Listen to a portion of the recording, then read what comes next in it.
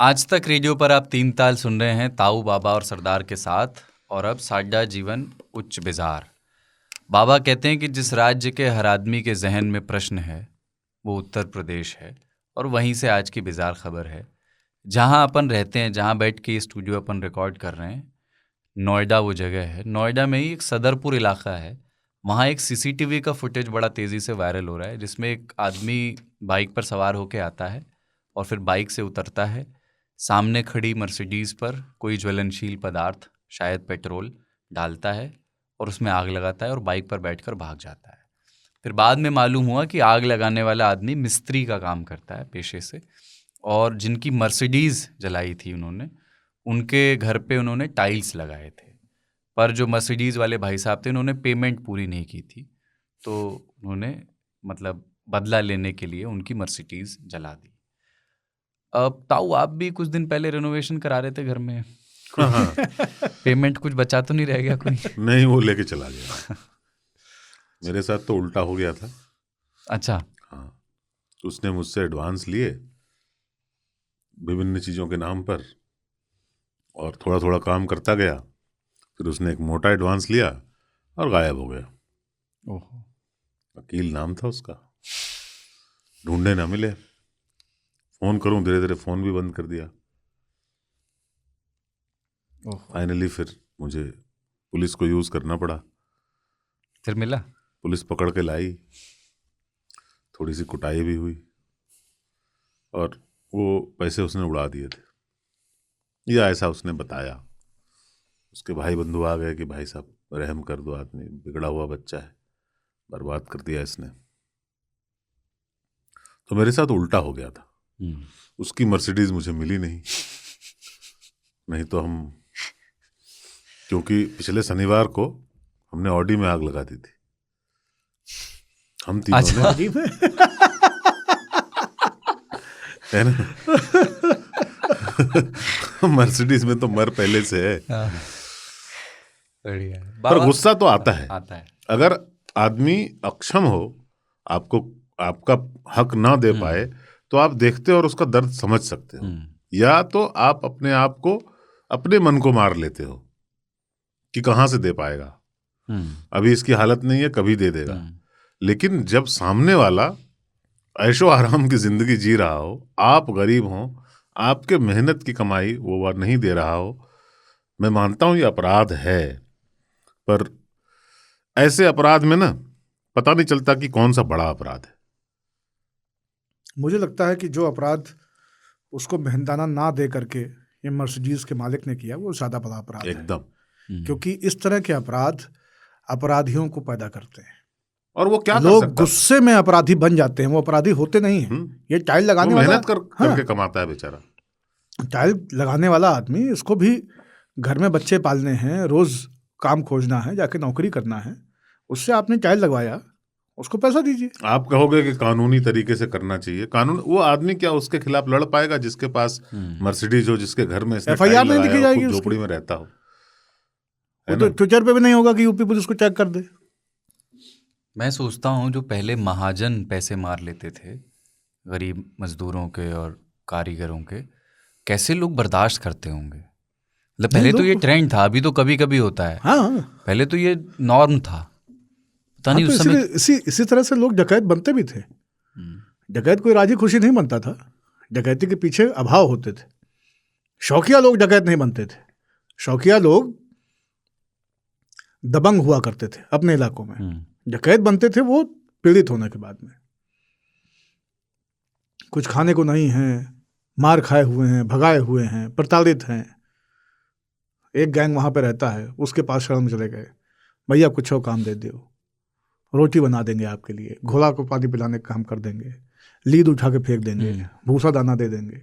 वहां शुरू करते करते फिर हमो निशाना लगाए, हमो बंदूक दो, काली कसम खाओ, चलो जय भवानी, उस तरह से।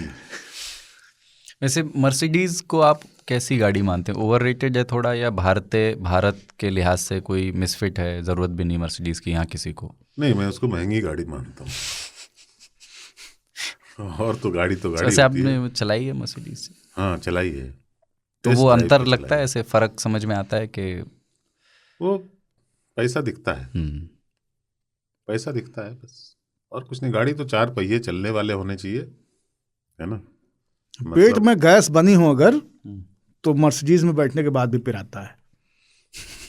मतलब मैं जो गाड़ी चलाता हूँ वो वही गाड़ी, सेम गाड़ी 4 छल्ले के साथ बिकती है, उसका दाम 60 लाख रुपए है।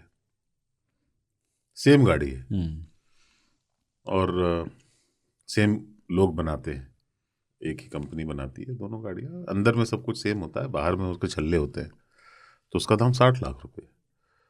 अपन उसको अफोर्ड नहीं कर सकते। और वो कीमत किस चीज़ की होती है?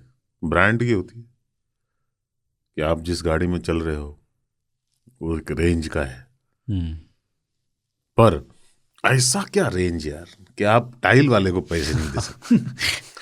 उस आदमी को, मतलब मर्सिडीज तो उसकी मरी गई। हजारों टाइल वालों को पैसा नहीं दिए तभी मर्सिडीज में चल रहे हैं। हाँ, ये भी एक हकीकत है।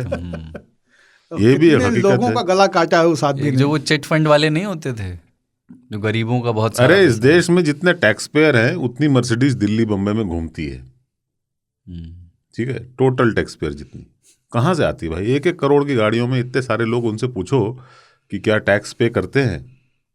गाड़ी क्या उनके नाम है? फरारी भी टैक्स नहीं दिया है। हाँ गुड वन। मेरी सबसे प्रिय कारों में मर्सिडीज है। अच्छा। हाँ, मतलब मेरी ड्रीम कार है डिजाइन की दृष्टि से। बाबा की वो भी एक मॉडल, उसको लंबी वाली सेडान। हाँ, लंबी वाली सेडान, जिसमें कि लगता है कि कोई व्यक्ति बहुत पुराने समय में, नवपाषाण काल में या मध्य पाषाण काल में, एक कोई आदि मानव एक बांस या बड़ी लंबी लग्घी या धनुष जो कि जमीन की तरफ झुका हुआ है, उसको हाथ में पकड़ के लेके जा रहा है पैदल पैदल। उस तरह का एक आर्च मर्सिडीज के कुछ डिजाइन्स में आता है। लगता है कि किसी ने ऐसे एक लाइन खींच करके ऐसे गिरा दी है। वो जो उसका है ना, वो मतलब उसमें एक सेक्स अपील है, मतलब वो कमाल। बाबा के मुंह में पानी आते हुए मैंने सिर्फ मर्सिडीज को देख कर ही देखा है। हाँ, ये वीडियो काट के मर्सिडीज वाले यूज कर लेंगे मार्केटिंग कैंपेन में। तो मुझे वो पसंद है, लेकिन मर्सिडीज के साथ एक बहुत बड़ी समस्या है। एक तो मर्सिडीज खरीद पाना बहुत बड़ी चुनौती है हम जैसों के लिए। और मर्सिडीज खरीद लीजिए तो मर्सिडीज को मेंटेन कर पाना उससे भी बड़ी चुनौती है। एवरेज नहीं देती क्या? नहीं, बात एवरेज की नहीं है। एक किनारे वाला शीशा कोई बुलेट वाला चमका के चला गया, बाइक वाला, तो आपका 2.5 लाख का बिल आ गया। आप इंश्योरेंस में लाखों रुपए देते हैं हर साल, आप सर्विस में लाखों रुपए देते हैं हर साल। उसका कुछ भी खराब होगा तो आपके ऊपर वज्रपात हो जाएगा, आपका साल भर का बजट खराब हो जाएगा। ऐसा होता नहीं है। अरे ताऊ, बहुत महंगा है भाई। नहीं, पर जिनके पास है उनको पता भी नहीं चलता कितना हुआ बिल। हाँ, तो इसलिए, क्योंकि ताऊ अपन उस ब्रैकेट में नहीं है ना, इसलिए। हाँ, इसलिए हमारे पास ना है न पालने की। वो हाथी है, खाता बहुत है। और उसकी धुलाई, रंगाई, महोत, सब कुछ का खर्चा है। तो मैं उसको चलते हुए देखता हूँ जब मैं। और बाबा को जो पसंद है ना, उसमें महोत भी चाहिए। खुद से हाथी नहीं चला सकते। हाँ, नहीं, हम तो खुद से चला लेंगे। ज़्यादा से ज़्यादा आदमी ड्राइवर समझेगा नहीं। इतनी दाढ़ी रखा के कोई मर्सिडीज चला रहा है तो ड्राइवर तो नहीं हो सकता। और बाल ऐसे नहीं हो सकते। हाँ, बाल ऐसे नहीं हो सकते। ड्राइवर होगा तो एकदम चिंगू मिंगू, एकदम खत बराबर से बनी हुई, मूछें तराशी हुई या सफ़ा चैट, दाढ़ी तो एकदम नहीं, पैंट शर्ट पहने हुए या सफारी पहने हुए, इस तरह का कुछ उसका परिधान होगा। हमारी तरह नहीं मिचमुचुआ टाइप, दांत गंदा किए हुए, कुछ बकैती करता हुआ, हाथ में अंगूठी, माला, सगड़ी वगड़ी सब डाले हुए। इस टाइप से तो मर्सिडीज हम चलाएंगे तो लगेगा कि हाँ ठीक है, 9 की होगी। पर मर्सिडीज को कुछ जगहों में मर्सरी बोलते हैं।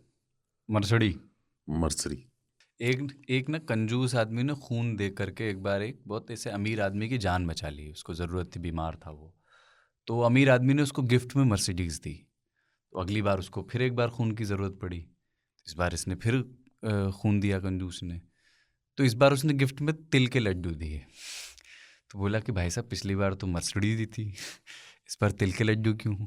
बोला मेरी रगों में भी एक कंजूस का खून है।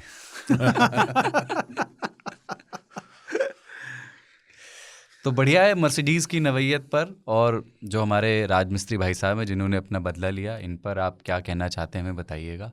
अपन को वैसे ये जो पूरा हाउसिंग, अर्बन हाउसिंग का जो कॉन्सेप्ट है, इसमें राजमिस्त्रियों के योगदान पर कभी अपन विस्तार से बात करेंगे। वो बहुत महत्वपूर्ण है, ख़ासतौर से छोटे शहरों में, वो जिनके पास कोई ऐसे आर्किटेक्चर के डिज़ाइन कागज़ पे बने हुए नहीं होते, सिर्फ स्किल होती है। हाँ, जो जुगाड़ से घर बना देते हैं तो, और उसमें जुगाड़ से घर रहते हैं। हाँ, तो उन पे करेंगे एक लंबी बात आगे कभी। और अपन को अब एक छोटा सा विषय और लेना है, उसके बाद चिट्ठियाँ हैं, और वो विषय ये है कि थोड़ी देर का मतलब कितनी देर होता है। अपन एक बार और मैंने कहा था आपसे कि इस पे करना चाहते हैं हम, और ये किन किन चीज़ों पर निर्भर करेगा कि थोड़ी देर का मतलब कितनी देर है। क्या ये सामने वाले के पेशे पर भी निर्भर करेगा, उसकी उम्र पर निर्भर करेगा। कुछ लोग कहते हैं कि 2 मिनट के लिए आपका 10 मिनट का समय चाहिए। तो वो कैसे आप थोड़ी देर का अंदाज़ा लगाते हैं कि पत्रकार कह रहे हैं हाँ बस थोड़ी देर में आ रहा हूँ, तो उसका थोड़ी देर का वक्फा बड़ा है, या बस 1 सेकंड रुकिए मैं 2 मिनट में आ रहा हूँ। थोड़ी देर के लिए इस पे बात करना है। हाँ। बहुत थोड़ी देर। कितनी थोड़ी देर? थोड़े पे हमने एक बार बात की थी ना कि थोड़े कितना थोड़ा है, कितना ज़्यादा थोड़ा है। हाँ, ऐसा कुछ किया तो था। थोड़ा अनोखा है, इसमें ड़ भी है जिस पर मुझे बिल्कुल भरोसा ही नहीं होता। करोल वाली कहानी याद आ गई ताऊ की। था भी है। हाँ, थेथर तो है ही। थोथना थोथा, सारे ही वैसे ध्वनियाँ हैं जो ताऊ को नहीं पसंद है। वैसे बाबा आपका 2 मिनट कितने मिनट का होता है? हमारे 2 मिनट का होता है। हमारे साथ ये समस्या है कि ना अपन किसी को कहते हैं कि थोड़ी देर में, ना किसी से थोड़ी देर बर्दाश्त करते हैं।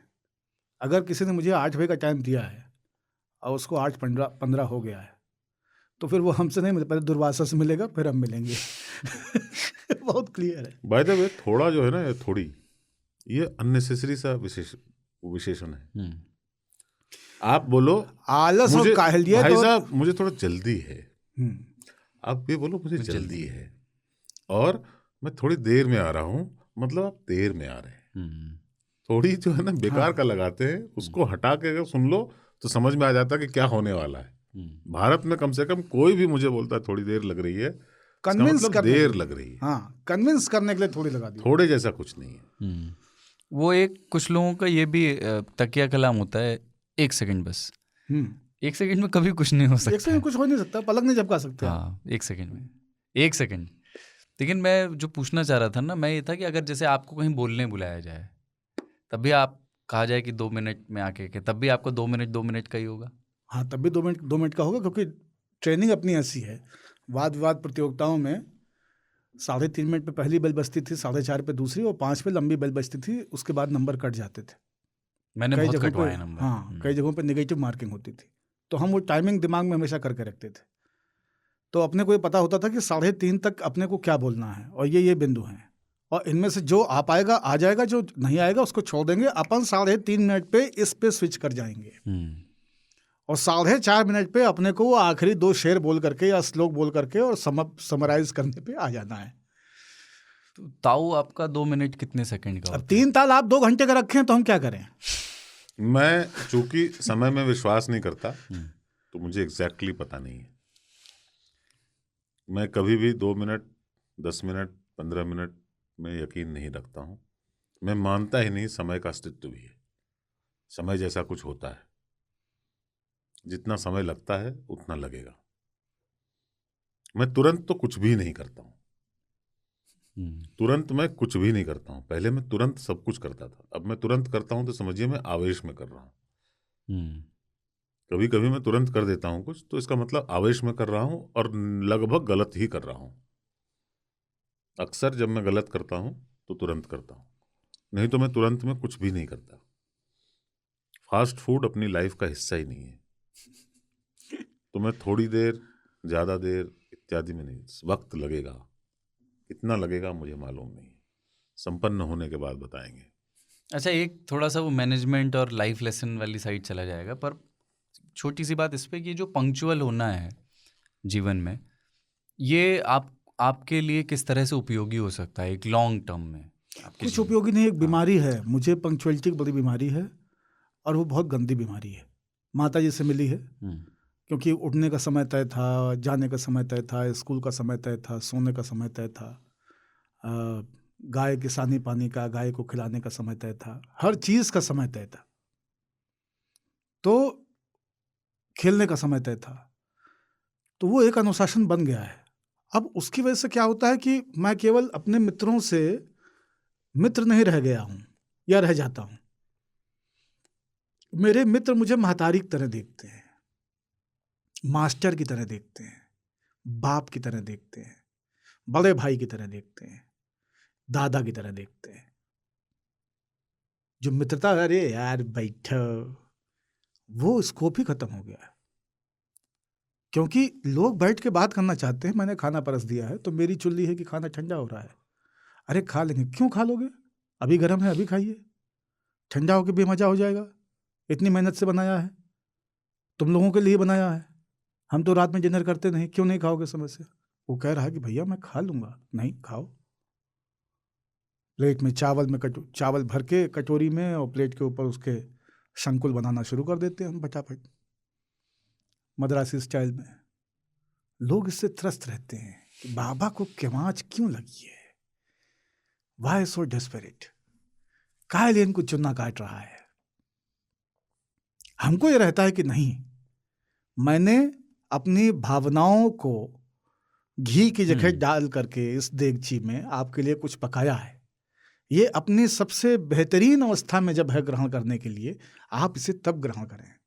मेरा इंटेंशन प्योर है, लेकिन उस प्योरिटी में जो पंक्चुअलिटी का छौंका है ना, ये सबको पसंद नहीं आता है, एक्सेसिव हींग हो जाती है। यहाँ पे बाय द वे, किसी मीटिंग में, किसी सेमिनार में अगर आप वक्त पर चले गए तो पता चला टेबल भी नहीं लगी है। हाँ, जो लोग आते हैं वो कहते हैं यार आप पंक्चुअल या पंक्चुअल कर रहे हो। पहले पहुंच गए। 11 बजे हमने रखा था 3 ताल के 100वें एपिसोड का रजिस्ट्रेशन, और 11 बजे मैंने रजिस्ट्रेशन शुरू करा दिया। हमने कहा लोगों को लाओ। अब गुलाटी जी अपनी स्पीड में थे, तो 11:15 बजे टेबल आई जिसपे कि शरबत के गिलास रखे जाने थे। उसके बाद फिर गुलाटी जी पेले गए विधिवत। पहले फ़ोन पे पेला हमने, फिर सामने साक्षात बुला के पेला। उन्होंने हाथ जोड़ के माफ़ी मांगी, बताया कि गाड़ी रास्ते में ख़राब हो गई थी, दूसरी गाड़ी में सामान रख के आया है। फिर हमने कहा अब जो लोग अंदर चले गए हैं, अब वो शरबत लेके अंदर जाएं। अब यहाँ पे पंक्चुअलिटी एक बीमारी है, लेकिन मेरे लिए ये बहुत महत्वपूर्ण था कि उस ह्यूमिड डे में कोई भी व्यक्ति गेट के बाहर खड़ा नहीं रहे, वो यथाशीघ्र छाँव में जाकर के, कूलिंग में जाकर के कुर्सी पे बैठ जाए, बाहर खड़ा नहीं रहे। शरबत के लिए मैं लोगों को नहीं रोक सकता हूँ।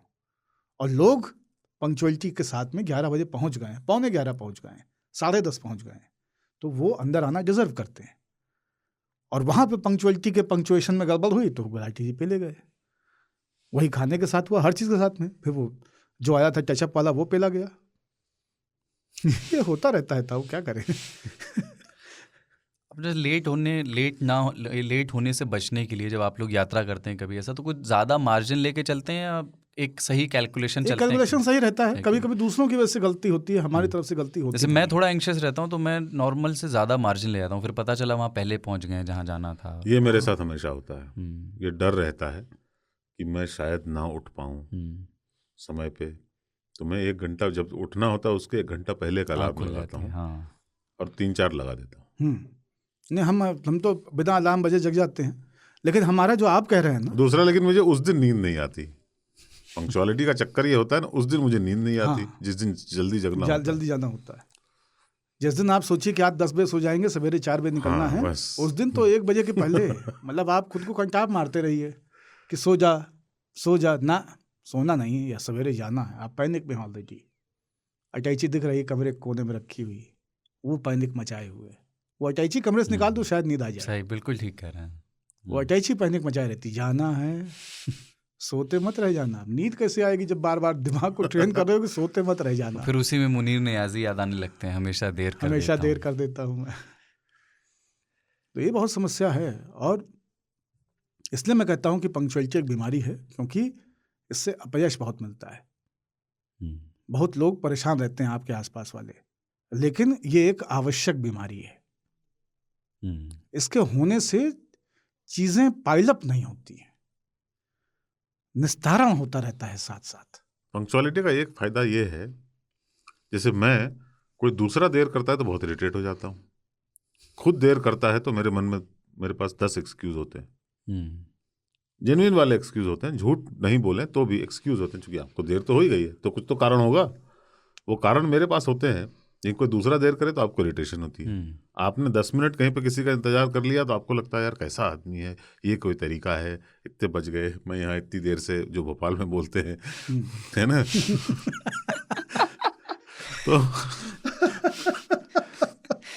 ऐसे हालात में मैं समझता हूँ कि पंक्चुअलिटी की वैल्यू है, क्योंकि टाइम इज मनी। और अगर आप 10 मिनट वेस्ट करते हो, शुक्र हो मोबाइल फ़ोन का कि अब जो है वेट करने वाले को भी पता नहीं चलता, क्योंकि वो भी तो लगा होता है किसी चीज़ में। पहले के ज़माने में जब आपके पास करने को कुछ नहीं होता था, तब आप कहीं धूप में खड़े होते थे तो आपको बहुत गुस्सा आता था, और होता था कि वो आएगा तो एक कट्टा फूंका। अब वो नहीं होता, अब आदमी खुद बिजी हो जाता है। उसके पास एक ऐसा टूल आ गया है जो उसको 10 मिनट क्या 45 मिनट का एहसास नहीं होता। हमारी टीम में मुंजीर है, खाने का ऑर्डर देता है गुलाटी को और फ़ोन पे लग जाता है। इस दौरान 25-30 लोग खाना लेके चले जाते हैं, उसको पता नहीं चलता है। फिर उसका वो कहता है कि हमारा खाना नहीं दिए। कभी कभी मुंजीर वहीं खड़ा होता है, खाना खत्म हो जाता है, ठीक है, खाना खत्म हो जाता है, टोकन दे चुका है, खाना खत्म। मुंजीर जो है ना मुंतजिर होता है। लेकिन भोपाल की बात ताऊ कर रहे थे तो मुझे याद आया कि अमित वाघेला जी ने जो मिठाई भेजी थी वो बहुत अद्वितीय थी। हाँ, और वो अभी तक ताऊ तक नहीं पहुंची है, क्योंकि ताऊ के हिस्से की आपके घर पर रखी रह गई थी, पर मेरे पास बची हुई है, जो मुझे आज लेके आना था पर मैं भूल गया हूँ, पर मैं कल लेके आऊँगा। अरे लेकिन लुट गई है वो, इतना पॉपुलर जबरदस्त हुई। थी वो, मोहन थाल उसका नाम है, मोहन थाल। अच्छा, थोड़ी देर सबेर देर सबेर कैसे होता है भाई साहब? हाँ, मुझे ये समझ में आज तक नहीं आया। देर या फिर सवेर, यानी कि देर का मतलब शायद रात होगा, देर से, या फिर सवेर, नहीं मतलब तो कल। आज नहीं तो कल, वो है नहीं, मतलब उसमें ये है कि देर है लेकिन सवेर है, ऐसा नहीं कि खत्म, मतलब संभावना खत्म मत ये मानिए। भी है एक। अरे एक होता है भगवान के घर में देर है, अंधेर नहीं, अंधेर नहीं है। कैसे? लाइट्स पहले घर मिल जाए भगवान का। LED sun is god. यार भगवान के घर में देर कैसे हो सकती है? अगर भगवान ही पंक्चुअल नहीं है तो हमसे क्या एक्सपेक्ट कर रहे हो आप? वो एक कविता है का हिस्सा है, विनोद डी के बाद ऐसे नहीं लिखा हुआ, ढेर है, भगवान के घर ढेर है। हाँ, मतलब वो अजीब है, देता है तो छप्पर फाड़ के देता है। यार कम दरवाजा खुला है, प्लीज दे रहे हो या ले रहे हो? हाँ, अकाउंट का नंबर ले लो, इतने देवार से हो तो। UPI वगैरह भी।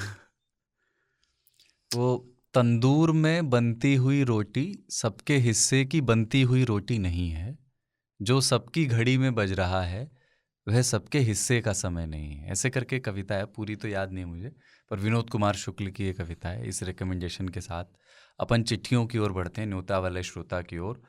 और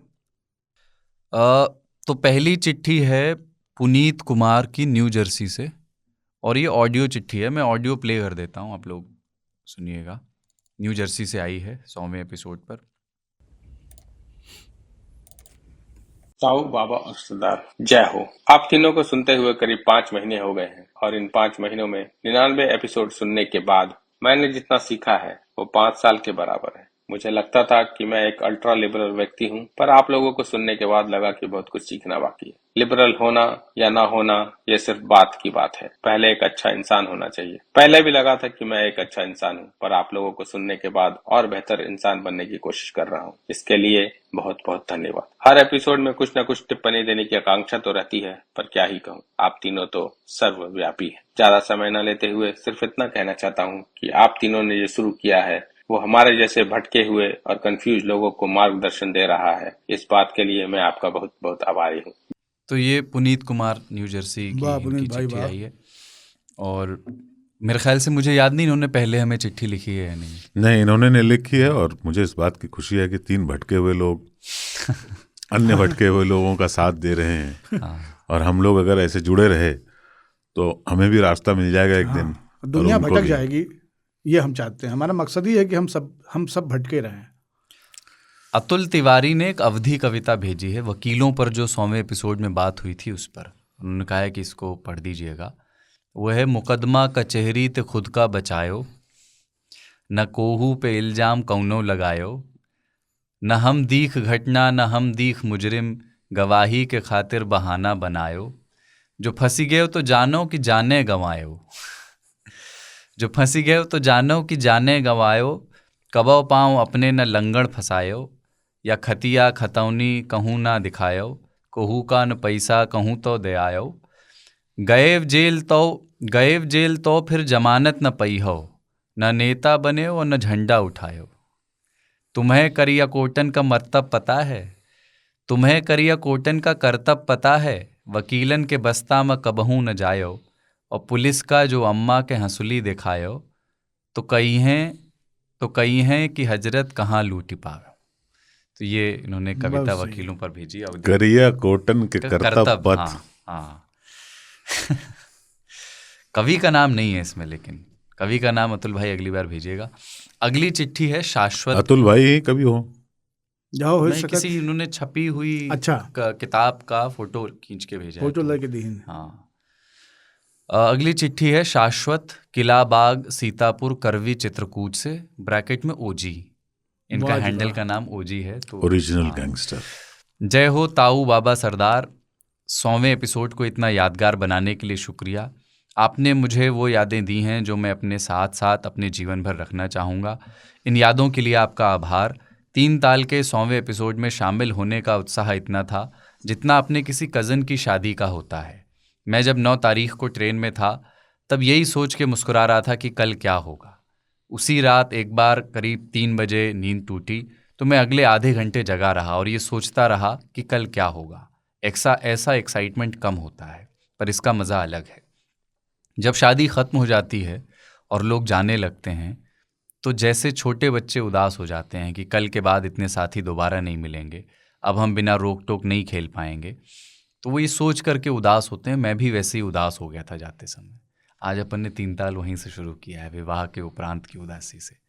3 ताल में कुछ है, या आप तीनों में जो भी है, इसने हमें जोड़ा है।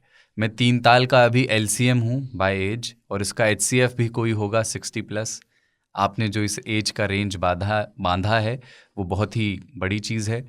जैसे एक रोडवेज़ की एक बस बीच रास्ते में ख़राब हो जाती है और उसके पैसेंजर अगली बस को जिस उम्मीद से देखते हैं, वैसे ही हम सब 3 ताल के पैसेंजर आपकी तरफ देखते हैं। सभी 3 तालियों ने प्रेम दिया, उसके लिए शुक्रिया। विशेष शुक्रिया शुभम भैया और केशव भैया का। अंत में 2 बात, समोसे में किशमिश नहीं पड़ता है। खुसरो साहब की बात को अभ्रंश करूंगा 3 ताल के लिए। 3 ताल दरिया प्रेम का उल्टी वाकी धार, जो उतरा सो डूब गया, जो डूबा सो पार। जय हो शाश्वत, किला बाग सीतापुर करवी चित्रकूट उत्तर प्रदेश 210205। वाह, इनका ये बिंब कितना अच्छा है ना। एक छूटी हुई बस से उतरे हुए यात्री एक आती हुई बस को किन आंखों से देखते हैं। ये बहुत 3 ताल दरिया प्रेम का उल्टी वाकी धार, और शाश्वत आए 100वें एपिसोड में, शाश्वत को ढेरों प्यार। ये हमारे सबसे नौजवान लिसनर्स में से हैं जो आए थे अभी जस्ट 12वीं पास करके। ये लोग 2 बच्चे आए थे, मैं मिला। हाँ। जो डूबा सो पार। बहुत बढ़िया भाई शाश्वत। और किशमिश पे कल ट्विटर स्पेस में लंबी बात हुई है। समोसे में किशमिश डलवा दिया है बाबा ने। बाबा को उन्होंने कहा है कि उनको जरूर बता दीजिएगा। उनको नहीं, मना की ना डाल दिया। अच्छा, तो राकेश राकेश वो कह रहा था कि हम CM हेल्पलाइन में नहीं गए, आप शुक्र मनाएंगे। नागेंद्र त्रिपाठी जी की चिट्ठी आई है गाडरवारा नरसिंहपुर मध्य प्रदेश से। मध्य प्रदेश से ये 3 लोग आए थे और इनकी ट्रेन थोड़ी लेट हो गई थी, तो बात बीच में कार्यक्रम में शामिल हुए। छोटी सी चिट्ठी है। अद्भुत अकल्पनीय आयोजन, बाबा ताऊ और सरदार के साथ नितिन भैया, जमशेद भाई और पूरी आज तक टीम, विशेषकर अनुज शुभम जी के आत्मीय स्नेह ने कार्यक्रम को अनंत काल तक के लिए स्मरणीय बना दिया।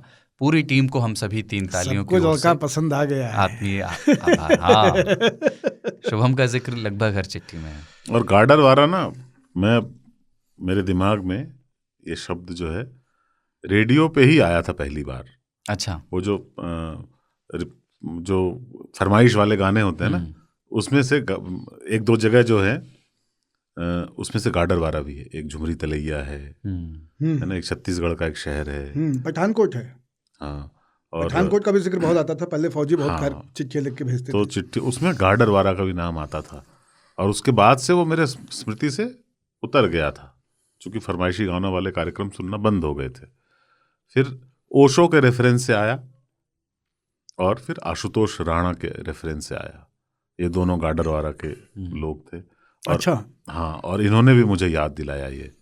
इन्होंने कहा कि वो ओशो का रेफरेंस दिया। हाँ। तो मैंने उनको बोला कि आपके यहाँ से एक और सेलिब्रिटी आते हैं, आशुतोष राणा। तो और गार्डर वाला अब जो है एकदम लिखा जा चुका है दिमाग पे, और इनका चेहरा भी त्रिपाठी जी का। बिल्कुल। त्रिलोकी जी की चिट्ठी आई है आजमगढ़ से। त्रिलोकीनाथ जी, अब से करीब 2 वर्ष पहले एक पॉडकास्ट शुरू किया गया। तब किसी ने सोचा भी नहीं था कि उसमें ऐसी शक्ति होगी जो पूरे हिंदुस्तान के कोनों से अपने मुरीदों को सिर्फ हल्की फुल्की बातों के पाश में बांधकर नोएडा तक बुला लेगा। आज तक कार्यालय पहुंचकर जो आत्मीयता और वीआईपी होने का अनुभव हुआ, अतुलनीय था।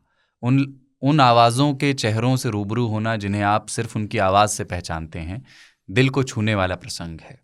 उस पर से उनसे वो प्रेम मिला जिसकी कल्पना नहीं की थी। आज तक द्वारा की गई खातिरी शायद वैसी ही थी जो बारातियों के लिए होती है, लेकिन हर वो शख्स जो वहाँ बाहर से आया था उसने घराती होना ही महसूस किया। सोने पर सुहागा होने वाली कहावत छोटी पड़ जाती है जब आंखों के सामने वो आवाज़ें माइक पर आपके सामने जीवंत दिखती हैं।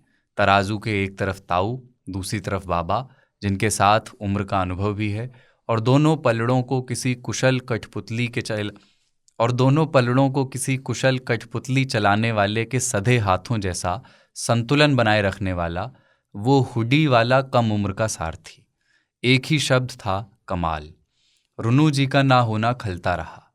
लाल कुर्ता पहने शुभम इकलौता शख्स था जो पूरे कार्यक्रम स्थल के हर कोने में गेट नंबर 2 से ऑडिटोरियम के आखिरी कोने तक हमेशा दिखता रहा।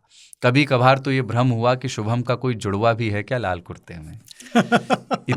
इतनी सी उम्र में ऐसी मेहनत और उस पर से 3 ताल की टीम का सानिध्य, कर्तव्य और तरक्की का मार्ग प्रशस्त है शुभम हेतु। अब बचे वो पारिवारिक सदस्य जो कल की कचहरी में हाजिर थे। इनमें मुंबई से पधारी वो युवा तिकड़ी, गुजरात से पधारे ब्रूस, वैसे ब्रूस भाई मुंबई से ही आए थे, और भोजानी जी, हाँ वो गुजरात से थे, बागी बलिया के प्रतिनिधि राघवेंद्र, अजीत जी आदि, जिन्होंने ये कहना शुरू किया कि 100वें एपिसोड की खुशी में हमको मिलना चाहिए, और परिणति स्वरूप यह बटोर पाया। खुरपेज भाई का जिक्र मैं अलग से करना चाहूँगा। कानपुर की मिट्टी का वो मज़ाहियापन जिसमें बड़ी सी बड़ी बात को हल्का करने की सलाहियत और हल्की सी बात को गंभीर बनाकर पेश करने की अदा है, खुरपेज भाई के अंदर वो कला मूसल से कूट कूट कर भरी हुई है। कल के कार्यक्रम के स्टार वो भी थे। तो ये चिट्ठी है। जालान साहब, आप आए, हमारे लिए वो आशीर्वाद जैसा था। बिल्कुल। और त्रिलोकी जी की एनर्जी मैं देख रहा था। हाँ, जबरदस्त। सब में एक सबसे अलग आंखों की चमक और चेहरे की उनकी चमक। मूंछों में हमेशा एक हल्की सी मुस्कान भीनी सी। हाँ, एक हल्की सी मुस्कान कैरी करते हैं। एक गांभीर्य, लेकिन उसके साथ एक स्पंदन हल्का सा, और वो मुस्कान में दिखता हुआ, और एनर्जी गजब है इनकी। वाह।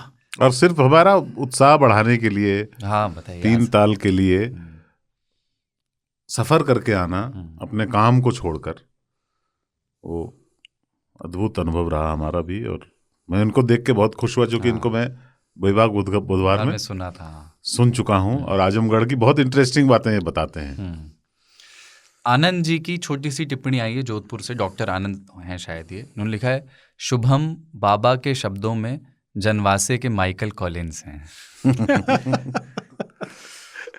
पंकज जी की अहमदाबाद से चिट्ठी आई है, जो हरियाणा वाले पंकज जी हैं। बहुत सारी यादों के साथ दिल्ली छोड़ के जाते हुए एक बहुत सफल संपन्न कार्यक्रम की शुभकामनाएं टीम 3 ताल को प्रेषित कर रहा हूं। शुभम भाई ने जो प्यार दिखाया उसका कोई जवाब नहीं।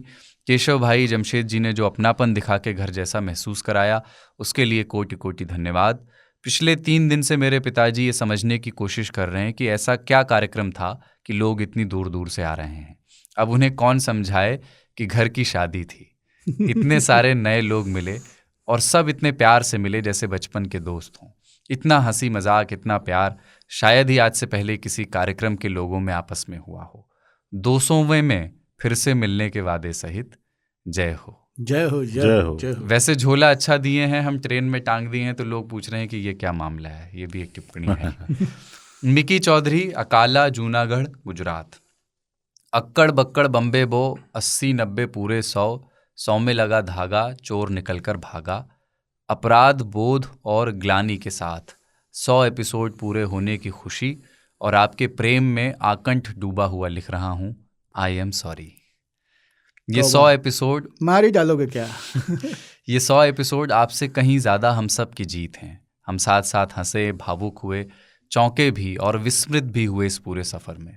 लेकिन सबसे ज़्यादा जो बात चुभी वो कि 100 एपिसोड में नहीं जा पाए।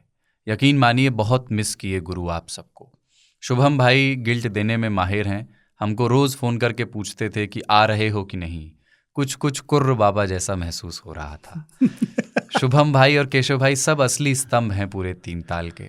शुक्रवार की रात 1:30 बजे तक हमारी बात हो रही थी जब ये मशगूल थे आयोजन को अंतिम अमली जामा पहनाने में। शनिवार का दिन छुट्टी का था हमारा, इसलिए उदास होने के लिए पर्याप्त कारण और समय दोनों था। फोमो के गंभीर शिकार थे हम सब, जो जान सके। रूनू दीदी, प्रकाश, चांदनी, मंजीत और भी बाकी 3 ताली अपना दुख ट्विटर पर साझा करने में लगे थे। वीडियो कॉल ने थोड़ी सांत्वना दी और थोड़ा इमोशनल भी कर दिया। यकीन मानिए कुलदीप भैया बेवफा नहीं हैं हम। पूरे आयोजन के बारे में अपडेट लगातार लेते रहे पूरे दिन। तभी इमरजेंसी ड्यूटी आ गई हमारी और हम 4 बजे के आसपास चल दिए नौकरी पर। काम में उलझे तो लगा कि दुख कम हो गया, हम संयत हो गए। रात में 3 ताल का एपिसोड ताज़ा ताज़ा आया 11:30 के करीब और कान में ईयरफोन लगाकर सुनना शुरू किए। साहिर लुधियानवी और जोश मलिहाबादी ने अलग अलग कहा था हम जोड़े दे रहे हैं। हम तो समझे थे कि हम भूल गए हैं उनको। क्या हुआ आज ये किस बात पे रोना आया। दिल की चोटों ने कभी चैन से रहने न दिया। क्या बात। जब चली सर्द हवा मैंने तुझे याद किया। जो जख्म मैंने मरहम लगा छुपाने और भुलाने की पुरजोर कोशिश की थी, उसे शुरुआत के 3 मिनट में ही कुरेद कर नमक बुरक दिया गया था। कुलदीप भैया, आप लोगों ने आज ट्विटर देखा क्या? 3 ताल पर ट्वीट आ रहे हैं सुबह से। ताऊ, हाँ, मिकी जैसे लोग जो नहीं आ सके वो घर पर बैठकर ट्वीट कर रहे हैं। बाबा, मिकी नहीं है तो 2 ठो माउस हैं पीछे। सब ऑडियंस हा हा हा। मैं बहाना ढूंढते रहते हैं कोई रोने का, हमें ये शौक है क्या आस्तीं भिगोने का। सच बताऊं, शुरू में खुद को याद किए जाने से रोया बहुत ज़्यादा। ये प्रेम था। क्या बात। बाकी ताऊ, बाबा और कुलदीप भैया बहुत मिस किया आप सबको। मिलेंगे ज़रूर कभी। पत्र बहुत लंबा खिंच रहा है, कहीं शुभम भैया खींच के ना धर दें कान के नीचे। इस कारण अभी के लिए जय हो। Love you 3000। Mickey Chaudhary, giant mouse. कभी भी आइए आप, जब भी आएंगे हमसे मिलने, हम मानेंगे कि 100वां एपिसोड अभी खत्म नहीं हुआ है। कभी भी चले आइए फिल्म सिटी, जब भी किसी बहाने से हाँ, कभी भी दिल्ली नोएडा आना हो तो आ जाइए। और ये नए मिजाज का पॉडकास्ट है, मीम बनाते रहिए। हाँ। जरा करीबी से सुना करो। हीरेन भोजानी की राजकोट गुजरात से चिट्ठी आई है। हम सबको नए यार दोस्त दिलाने के लिए और हमको अपने परिवार सा महसूस कराने के लिए ताऊ, बाबा और कुलदीप जी का बेहद शुक्रिया। साथ में नितिन जी, कपिल भाई, केशव भाई, रोहित भाई, शुभम और जमशेद जी के साथ पूरी आज तक डिजिटल की टीम का बहुत बहुत धन्यवाद। यकीन मानिए जितना मज़ा अपने परिवार में किसी की शादी में आया हो, उतना ही मज़ा हमें इस आयोजन में आया है। और मैं ये मज़ा कतई पूरे हिंदुस्तान को नहीं देना चाहूँगा, क्योंकि भीड़ में कोई संवेदना या चेतना नहीं होती और हम 3 तालिये कभी नहीं चाहेंगे कि इस ताल को कोई छेड़ दे, नहीं तो सुर के बिगड़ जाने का डर है जो हमको नहीं होने देना है। लोग 200 की बात कर रहे हैं, मैं कहना चाहूँगा कि धीरज रखें। हमको 3 ताल का टेस्ट मैच की तरह आनंद लेना है। इनिंग्स बिल्ड होगी, हमारे खिलाड़ियों को बॉल टू बॉल खेलने दें, प्रेशर ना बनाएं। ध्यान रहे कि हमको एवरेज के मामले में सर ब्रैडमैन का रिकॉर्ड भी तोड़ना है। 200 के पहले का पड़ाव है 150। इस पड़ाव को हम अगला पड़ाव माने तो क्या है कि हर 50 के बाद यानी हर साल एक बार ऐसा अवसर ज़रूर मिलेगा। इसी शुभकामनाओं के साथ जय हो। हिरेन भोजानी, राजकोट, गुजरात। क्या बात है, ये सालाना जलसे हिरेन का भाई, पूरा सालाना बंदोबस्त था। इन्होंने बड़ा उससे कहा है कि जल्दी नहीं, आराम से अपना टाइम लीजिए। ईद भी हाँ। 50 हफ्ते पे आती है। हाँ। और ये जो कह रहे हैं वो भी 50 हफ्ते पे आएगा। आकांक्षा सिंह, बस्ती, उत्तर प्रदेश। ना जाने का दुख तो इस कदर है कि कुछ कह नहीं सकते। पूरे दिन ऐसा लगता रहा कि कुछ खो गया हो जैसे। मन थोड़ा विचलित सा था, कुछ ढूंढ सा रहा था। समझ नहीं आ रहा था कि क्या तलाश है, पर तलाश थी। अभी अपलोड होने के बाद थोड़ी बेचैनी लगा कि कम होगी, लेकिन ना शामिल होने का दुख तो बना ही रहेगा। पर कोई नहीं, सह लेंगे थोड़ा। बस ये कार्यक्रम यूं ही बना रहे। ट्विटर पर आई तस्वीरों से ऐसा लगा कि जनवासा काफ़ी बड़ा रहा। सभी काफ़ी खुश और उत्साहित थे, जिससे कार्यक्रम को सुनने में बढ़िया आनंद आने का अनुमान लगाया जा सकता है। ये इन्होंने सुनने से पहले चिट्ठी भेजी थी। जय हो, जय हो, जय हो। मिथुन कुमार की छोटी सी प्रतिक्रिया आई है 100वां एपिसोड सुनने के बाद। आज झोंटाधारी बाबा ने पूरा महफिल लूट लिया है। झोंटाधारी। इनको देख के एक ही गाना याद आ रहा है, तोहार जोड़ केहू नहीं खे, बेजोड़ बाड़ा हो। जय हो, जय हो, जय हो। आनंद तिवारी, छत्तीसगढ़, बिलासपुर से चिट्ठी आई है। जय हो, जय हो, जय हो। बाबा ताऊ और कुलदीप जी को नमस्कार। 3 ताल की टीम को और सुनने वालों के धैर्य को शतक की टंटा फाड़ बधाई। तारीख 29 अगस्त 2022 को दोपहर 3:47 में साक्षात चित्रगुप्त जी ब्रैकेट में शुभम जी का कॉल आया। मानो ऐसा लगा जैसे डायरेक्ट स्वर्ग से त्रिदेव ने बुलवाया। वो भी जीवित, परंतु हम ठहरे मनुष्य, जीवन सत्य से परे, मोह माया में फंसे। उन्हें ना चाहते हुए भी कहना पड़ा, ना कहना पड़ा। मतलब 72 हूरों को ना कहने के बराबर था, फिर भी कहना पड़ा। बस उसी दिन से 2 ज़्यादा ले रहे हैं। अरे भाई रोटी। वो कहते हैं ना कि बिना मरे स्वर्ग नहीं दिखता। बस वही वाली फीलिंग की बात थी। आज लेट होने पर 99 व 97 लोड कर दिए, एपिसोड सुना और कल फील भी लिया। सुबह ढोकला, दोपहर रायता और रात में ड्रिंक। अरे ठंडी वाली, वो रात वाली नहीं। तो हमने उल्टी को तो रोक लिया, पर सुबह 5:50 को बांध टूट पड़ा किसी और ही रास्ते से, जैसे कोसी नदी ने रास्ता बदल लिया हो। आंसू निकल रहे हैं रास्ता बदल बदल के। पहले 1, फिर 2, फिर 3, 4, 5, 6, बाद में पूरा पानी और पेट साफ, क्लियर हो गया। अद्भुत अनुभव था। वैसे परिवार में यात्रा में उल्टी का ठेका हमारा ही है, परंतु बता दें कि हमारे जैसी सभ्य उल्टी कम ही लोग कर पाते हैं।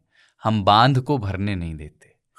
अपनी गाड़ी तो अभी आई नहीं, जिसके साथ भी जाते हैं उसे समय से पहले बोल बताकर गाड़ी रुकवा लेते हैं और यात्रा का पूरा आनंद लेते हैं। बशर्ते गाड़ी बस ना हो, वो रुकती नहीं और फिर उल्टी भी रुकती नहीं। आज रात की कारगुजारी में बस इतना ही। बाकी पूर्णाहुति सुनने के बाद फिर से लिखूंगा। वैसे बता दूं कि 3 ताल और आज तक रेडियो के सभी पॉडकास्ट हम स्पॉटिफाई पे सुनते हैं, रोज सुबह मॉर्निंग वॉक पर। जय हो। आनंद तिवारी, बिलासपुर। जय हो गुरु, जय हो, जय हो। अक्षत शर्मा की मेरठ से चिट्ठी आई है, बहुत छोटी सी, कि हम बोल तो, आपके साथ उन्होंने तस्वीर भेजी, एक सेल्फी खिंचवाई थी जो। हाँ, कि बोल तो ज़्यादा नहीं पाए हम संकोच के कारण, इंट्रोवर्ट टाइप के हैं, पर बाबा को ऑब्जर्व किया काफ़ी। अगली बार बोलने की कोशिश भी करेंगे। तब तक बाबा की यह अलौकिक तस्वीर प्रेरणा स्रोत बनी रहेगी। ताऊ और सरदार से माफ़ी, उन्हें बस देखा, बात नहीं कर पाए, पर उम्मीद है कि फिर आएंगे और ज़रूर सबसे इंटरेक्ट कर पाएंगे। अक्षत शर्मा, मेरठ। जय हो गुरु। तो ये भी बहुत नौजवान साथी हैं हमारे। इंट्रोवर्ट होना जो है वो कोई कोई संकट नहीं है। संकट नहीं है। हाँ, आदमी को अपने अंदर झांकने का मौका मिलता रहता है। नहीं, और हमने तो उस दिन पूरा समझाया था 100वें एपिसोड में कि अटकना क्यों जरूरी है। सब खुल जाएगा तो बहुत गड़बड़ हो जाएगा, आखिर में पानी बचेगा। विवेक रस्तोगी की उज्जैन से चिट्ठी बहुत छोटी सी है। 100वां एपिसोड अपने लिए, इनकी चिट्ठी हमने शामिल की थी, आपको याद हो। 100वां एपिसोड अपने लिए यादगार रहा क्योंकि अपनी पहली चिट्ठी इसमें शामिल की गई और उस चिट्ठी का टाइम स्टैम्प याद करके घर में हमने सबको सुनाया। ऐसा लगा जैसे साक्षात वार्तालाप हो रहा है। अगली चिट्ठी है पीके फ्रॉम बनारस। इन्होंने इतना ही लिखा है नाम अपना। बाबा, ताऊ और सरदार को सादर नमस्कार। सबसे पहले तो आप सभी को 100 एपिसोड के पड़ाव तक पहुंचने की शुभकामनाएं। मेरा ये 3 ताल को लिखा पहला पत्र है, भूल चूक हो जाए तो माफ़ कीजिएगा। मैं 3 ताल तक कुछ इस तरह पहुंचा। कई बार पढ़ाकू नितिन के एपिसोड सुनते समय 3 ताल के विज्ञापन आते थे, लेकिन कभी सुनने देखने का कष्ट नहीं किया। जब 3 ताल के 100 एपिसोड के बारे में बताते हुए नितिन जी ने ट्वीट किया कि ओ भाई साहब, हल्ला कटा पड़ा है, 3 ताल का 100वां एपिसोड आ गया, सुना नहीं तो अब सुनकर देखो। मैंने सोचा कि इसमें ऐसे कौन से हीरे जवाहरात जड़े हुए हैं, ऐसा क्या है जो नितिन जी ऐसा दावा कर रहे हैं। तब मैंने 100वां एपिसोड सुना और उसके बाद 99वां, उसके बाद 98वां और फिर उसके बाद 91वें से शुरू किया और पाया कि ये तो हीरे जवाहरात से भी मूल्यवान मूल्यों से पटी पड़ी खदान है। इधर पितृपक्ष चढ़ गया है। पिछले 2-3 दिन से मौसम बना हुआ है, जब तब महादेव बरसे जा रहे हैं। सवेरे संझा तनिक सिरावन हो गया है। एक के बाद एक तमाम त्योहारों की खुशबू आ रही है। शुरू में एक बात अजीब लगी कि आप पत्र लिखने को तो बोलते हैं लेकिन पता नहीं बताते। फिर धीरे धीरे पता चला कि ईमेल्स को ही पत्र कहा गया है। लिखने के लिए और भी बात है, लेकिन पहला पत्र है तो इतना ही। पत्र को शामिल करने के लिए अग्रिम धन्यवाद। अंत में उन सभी 3 तालियों का भी आभार जिनके पत्रों की सहायता से मैंने ये पत्र लिखने की कोशिश की है। सादर, पीके फ्रॉम बनारस। जय हो, जय हो। और अब तो ईमेल ही पत्र है। हाँ, ईमेल तो पत्रिकाएं हैं। और अगली जो चिट्ठी है, मुझे लगता है वैसे बहुत चिट्ठियां बच रही हैं, अगली बार ले लेंगे, बहुत सारी चिट्ठियां होंगी। अगली आखिरी चिट्ठी मैं पढ़ता हूँ आज की। ये चांदनी पंजाबी जी की चिट्ठी है अहमदाबाद से। और हमारा जब उस दिन कार्यक्रम ख़त्म हुआ और जैसे ही उसका लिंक स्पॉटिफाई और एप्पल गूगल पे आया ऑडियो में, तो उसके तुरंत बाद उन्होंने एक ट्विटर स्पेस शुरू किया चांदनी जी ने। तो इसके साथ इन्होंने एक क्रिएटिव भी भेजा है चांदनी जी ने बना करके। वो मैंने आप दोनों को अभी अभी भेज दिया है फ़ोन। बहुत सुंदर वो इन्होंने बनाया है, उसको देख पा रहा 3 ताल का एक मिनिएचर सरीखा, उसको आप देखें। मैं चिट्ठी पढ़ता हूँ। गीली ज़मीन पर स्कूटी चल पड़ी है, ठंडी हवाएं और मिट्टी की खुशबू से दिल झूम उठा है। आज ईयरबड्स की बैटरी ख़त्म होने के कारण मैं स्टूडियो से घर संगीत सुनने की जगह ये सोच रही हूँ कि आप लोगों को क्या लिखूँ। जय हो, मेरा नाम चांदनी है, मैं अहमदाबाद से हूँ और मैं स्टोरी बोर्ड आर्टिस्ट हूँ। एक स्टोरी बोर्ड आर्टिस्ट का काम पर्दे पर जो होने वाला है वो कैसा दिखेगा उसे ड्रॉ करने का है। सबसे पहले तो मैं उन 3 तालियों का धन्यवाद करना चाहूँगी जो 9 सितंबर की रात को मुझे ट्विटर स्पेस में मिले थे। उन सब ने मुझे बहुत प्रोत्साहित किया कि मैं कुछ लिखूं। 100वें एपिसोड के लिए ना आ पाने का दुख है। फोमो लिखा है ब्रैकेट में, फोमिया ही गए मतलब। तस्वीरें व्हाट्सएप पर टाइम से अपडेट हो रही थी जिन्हें देखकर लगा कि जो बात है तुझ में वो बात नहीं आई है, क्या ये तस्वीर किसी गैर से खिंचवाई है। क्या बात है अजीज मियां। पर वीडियो कॉल पर आप तीनों से बात हो गई, वो भी मेरे लिए बहुत बड़ी बात थी। इसके लिए थैंक यू पंकज। तो शुरुआत करते हैं कुलदीप जी से। जब पहली बार 3 ताल सुना था तब कुलदीप जी की आवाज़ सुनकर मुंह से यही सवाल निकला था कि ये सिंगल है? Question mark. और बाबा की तो बात क्या ही बताएं, उनको सुनकर ऐसा लगता है कि सारी ख्वाबों की दुनिया में जाना अभी बाकी है। सबसे ज़्यादा मैं ताऊ से रिलेट कर पाती हूँ। उन्होंने मुझे खुद से मिला दिया। उन्होंने एक एपिसोड में काफ़ी सामान्य रूप से स्पष्ट किया कि दर्शक बनने का एक अलग मज़ा है। आप हर चीज़ को बदल नहीं सकते हैं और ना ही हम बदलना चाहते हैं, जैसे कि 3 ताल का ये शो। आप सभी को बहुत मुबारक 100 एपिसोड्स के लिए। मेरे स्टूडियो के सभी आर्टिस्ट को आपका इनवाइट रील भी बहुत पसंद आया, उसके लिए आज तक रेडियो की टीम को मुबारक। चलिए अब गेट खोल रहे हैं। सामने चाचा जी सोफे पर बैठकर खिड़की से देख रहे हैं। उनको सलाम दुआ करके हम चिट्ठी लिखने चल पड़े हैं। और इसके साथ में बहुत बढ़िया, ये इतना सुंदर बनाया है और कंपोजिशन क्या कमाल का है। पूरा तब से निहार रहा हूँ। ऑडिटोरियम वाला पूरा दृश्य है। इसकी अगर बड़ी फाइल हो ना कोई, तो मैं इनसे पूछता हूँ, हाँ, हमें कैसे भी करके ट्रांसफर कर दें। अगर वो उसका सॉफ्ट कॉपी भी हमें दे सकें, ओपन तो फाइल या वैसा कुछ, हाँ, तो हम इसको थोड़ा सा प्रिंट करके यहाँ पे लगाने की कोशिश करेंगे। वाह, लेकिन बहुत सुंदर बनाया है। और इसमें 3 ताल भी है और इसमें चांदनी भी है। हाँ, क्योंकि चांदनी ने इसमें स्वयं को रखा है। ये कोई रेप्लिकेशन नहीं है किसी आर्ट वर्क का, ये बस कंपोजिशन है जो चांदनी का एक बनाया हुआ सेट है और उसमें हम 3 लोग जमे हुए हैं। तो बहुत बहुत शुक्रिया इस शानदार चित्र के लिए। तो और पत्र तो बहुत अच्छा है ही। हाँ, तो जिन विषयों पर आज बात हुई, मुझे पता है पहले तो जिनकी चिट्ठियाँ नहीं ले पाए हैं, जिनके मैसेजेस नहीं ले पाए हैं, अगले एपिसोड में वो लेंगे धीरे धीरे, क्योंकि बहुत सारी चिट्ठियाँ 100वें एपिसोड के बाद आई हैं। मुझे लगता है कि एक एपिसोड के बाद जितनी चिट्ठियाँ इस बार आई हैं शायद कभी नहीं आई पहले। तो वो निराश हताश ना हो, अगले एपिसोड में आने वाली हैं उनकी भी चिट्ठियाँ, और नई चिट्ठियाँ भी लिखिए जो इस बार जिन विषयों पे बात की हैं हमने, उन पर बताइए हमें कि आप क्या सोचते हैं, आपके क्या तजुर्बे हैं। थोड़ी देर पर भी बताइएगा। इस बार तो उन लोगों ने लिखी बहुत सारी चिट्ठियां, हाँ। जो यहाँ आए थे कार्यक्रम में शामिल होने के लिए और जो नहीं आ पाए। हाँ, उन्होंने भी लिखी। पर बहुत से नए लोगों ने, चूंकि ये वीडियो पे भी आया है, उन्होंने देखा होगा या सुना होगा, उनसे भी मैं आग्रह करूँगा कि वो भी अपना अनुभव, क्योंकि वो नए हैं और बिल्कुल इस टाइम पे गेम में घुस रहे हैं जिसमें ये लोग पुराने हैं बहुत सारे, और उनके अनुभव और उन्होंने पहले भी अनुभव साझा किए हैं। पर आपका जो है एंट्री पॉइंट कैसा रहा और कैसा लग रहा है, हमें क्या करना चाहिए, इसके बारे में बात कर। और YouTube पे जो वीडियो आ रहा है ना, उसमें अपन 3 तालिए अगर वो देख रहे हों, अच्छा रहेगा कुछ कमेंट उसमें भी छोड़ते चलें। मतलब आपको त्वरित कुछ टिप्पणी याद आ रही है कि एक किस्सा मुझे याद आया, तो वहाँ पर भी आप कह सकते हैं, ताकि वो एक साथ जो वीडियो अब देखने वाले लोग होंगे उन तक पहुँच जाएगा। उसको चिट्ठी की तरह भी अगर हमें इस्तेमाल करना होगा तो अगले एपिसोड में हम कर लेंगे। अगर आपने वहाँ पर भी YouTube के कमेंट में कोई किस्सा छोड़ दिया तो वहाँ से भी उठा करके अगले एपिसोड में शामिल कर लेंगे। और एक और मैं कहूँगा, लोगों से रिक्वेस्ट करूँगा कि Spotify, Google podcast, Apple podcast, जहाँ भी सुनते हैं, अगर रेटिंग करने की सुविधा है तो कृपया हमें रेटिंग कर दें, लाइक कर लें, सब्सक्राइब कर लें।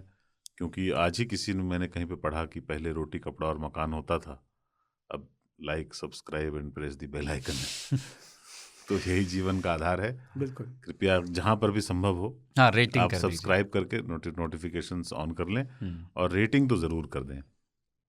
2 चीज़ें हैं। एक तो ये कि कई लोगों ने कहा कि जो मज़ा सुनने का है वो देखने का नहीं है, और हमारा देखने में इंटरेस्ट नहीं है।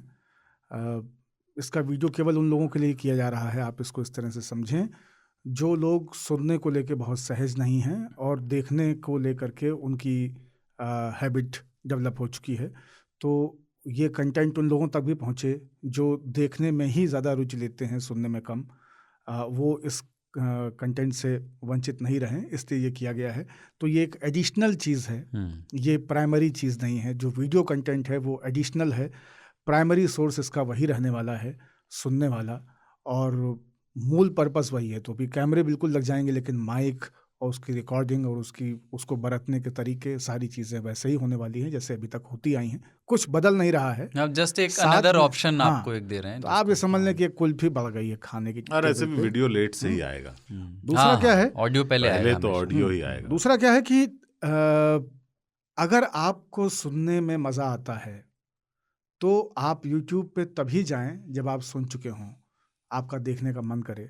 आप प्राइम कंजम्पशन के लिए अभी भी आज तक के ऐप या आज तक की वेबसाइट या स्पॉटिफाई, गूगल, एप्पल, इन सब के जो आपके जियो सावन, विंक, ये सारे जो प्लेटफॉर्म्स हैं ऑडियो तो वाले, इनको ही अपना प्राइमरी रखें, क्योंकि पॉडकास्ट यूट्यूब शुरू कर रहा है। भविष्य में बहुत सारे लोग पॉडकास्ट यूट्यूब पे कंज्यूम करेंगे, लेकिन अभी तमाम सारे शोज़ की, तमाम तरह के पॉडकास्ट की रेटिंग और उनका असेसमेंट जो है वो इन्हीं प्लेटफॉर्म्स के थ्रू हो रहा है, जो कि प्योरली ओनली ऑडियो प्लेटफॉर्म्स हैं। और तो इसलिए आप में से कई लोग बताते रहते हैं, कुलदीप बार बार पूछते रहते हैं कि आप कहाँ पे सुनते हैं। तो आप जहाँ पे सुनते हैं आप वहाँ पे सुनने का क्रम जारी रखें, उसको गिव अप नहीं करें। वीडियो ऑप्शन उन लोगों के लिए है जो ऑडियो को सुनने को लेकर के उस तरह से सहज नहीं है। ठीक है, इसी के साथ 101वां एपिसोड अब अपने अंजाम तक पहुंचा चाहता है। 102वें में मिलेंगे। जय हो। जय हो। 100 पूरा होने पे 101 होता ही है, शुभ लक्षण है। 102 में फिर तार पे वापस लौटना है। आज बहुत नॉस्टैल्जिया है, बहुत काफी बैगेज है। एक्चुअली 101 जो है ना, वो अंग्रेजी में उपयोग होता है किसी भी चीज के बारे में पूरी जानकारी देने को। तो आज हमारा 101 जो 3 ताल का 101। और हम लोग नए विषय पे बात करते हुए भी पुराने से निकल नहीं पा रहे हैं। वो खुमारी जो है भी गई नहीं है। ये पूरब की मार है, ये कुछ दिन तक तो पिराएगी। बहरहाल, जय हो, जय हो, जय हो, जय हो। जय हो, जय हो। जय हो।